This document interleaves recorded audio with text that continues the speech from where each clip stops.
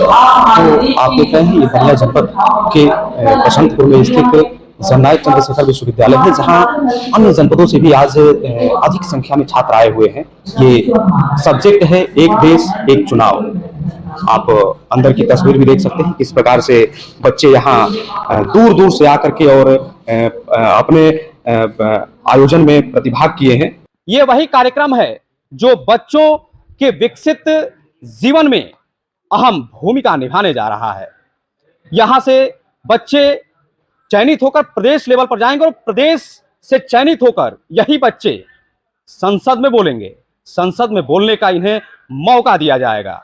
क्या नाम है आपका? अंकिता वर्मा। अंकिता जी कहाँ से आई हैं? बलिया से। क्या कहेंगे एक देश एक चुनाव को लेकर? मेरे वन नेशन वन इलेक्शन का मेरे अनुसार यह मानना है कि भारत को संगठित, मजबूत और विकसित राष्ट्र बनाने वाला निर्णय है। यह सिर्फ चुनावी सुधार नहीं बल्कि भारत को विकास के ट्रैक को बदलने वाला यह एक निर्णय है। यह भारत की लोकतांत्रिक व्यवस्था में एक ऐतिहासिक सुधार है।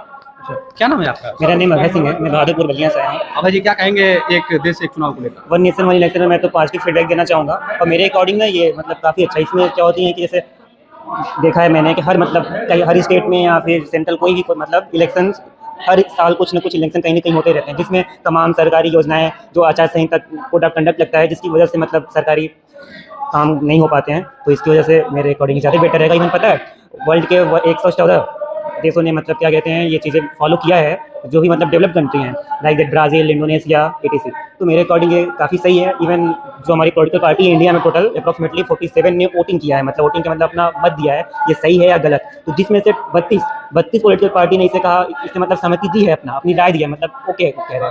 बट लेकिन जो वन नेशन वन इलेक्शन है मेरे हिसाब से सबसे पहला इससे जो फायदा होगा वो होगा आर्थिक फायदा। दूसरा पर्यावरण में शांति मिलेगी, हमको इकोनॉमिक स्टेबिलिटी मिलेगी और एक जैसे बोल सकते हैं ग्लोबल लेवल पर भारत को एक सपोर्ट भी मिलेगा। क्या नाम है? अभिषेक।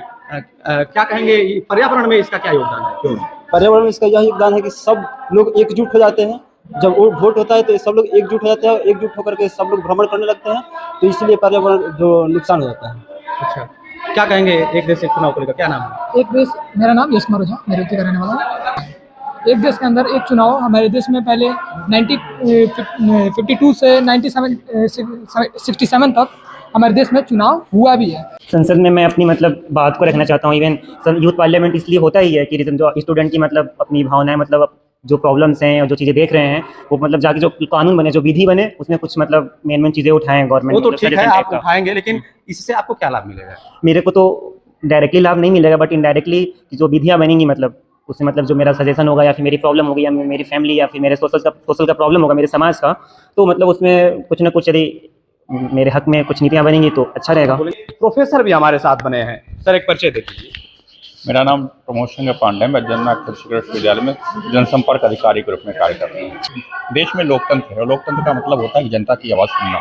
तो सरकार सीधे जनता से जुड़ना चाहती है। पश्चिमी देशों में डायरेक्ट डेमोक्रेसी का मतलब कि हर विषय पर कोई निर्णय लेने से पहले सीधे जनता से पूछा जाता है। उसी प्रक्रिया में सरकार चाहती है कि जनता की ये जो आवाज़ है वह उसको सुने, और खासतौर से युवा ही देश के भविष्य हैं और युवा ही वह मतदाता वर्ग है जो सबसे ज़्यादा मतदान करता है और सबसे ज़्यादा संख्या युवाओं की है। इसलिए युवाओं का वह विचार सुनना चाहती है सरकार, इसके लिए उन्होंने युवा को बुला रखा है। अच्छा, मैं डॉक्टर कृष्ण कुमार सिंह हूँ। मैं जननायक चंद्रशेखर विश्वविद्यालय बलिया की राष्ट्रीय सेवा योजना का कार्यक्रम समन्वयक हूँ एवं आज युवा कार्यक्रम एवं खेल मंत्रालय भारत सरकार के निर्देश पर आयोजित हो रहे विकसित भारत युवा संसद 2025 के नोडल जिले बलिया के आयोजन समिति का नोडल अधिकारी हूँ। अच्छा, तो कहाँ से बच्चे आए हैं? बलिया और मऊ तथा देवरिया जनपद के बच्चे हैं।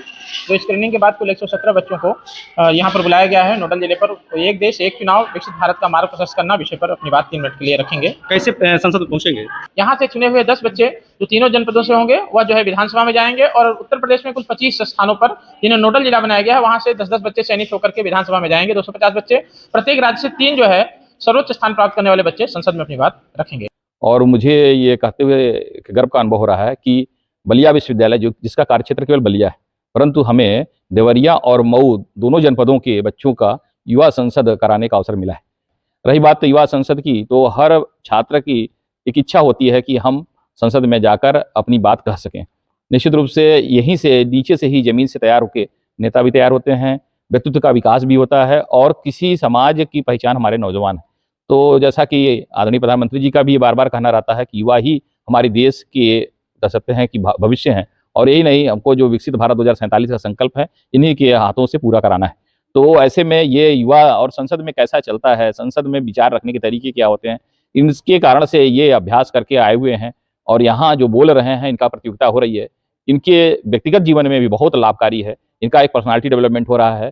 दूसरी बात, बहुत सारे बच्चों के बीच में सामान्य रूप से बच्चे जो है एक संकोची स्वभाव के होते हैं, लेकिन ये यहाँ पर उस संकोच से ऊपर उठकर और अपनी विचार को बढ़िया से समाज के बीच में रख रहे हैं। ये हमारे लिए सौभाग्य की भी बात है और छात्रों के व्यक्तित्व विकास, उनके होलिस्टिक डेवलपमेंट के लिए भी बहुत ही जरूरी प्रयास है।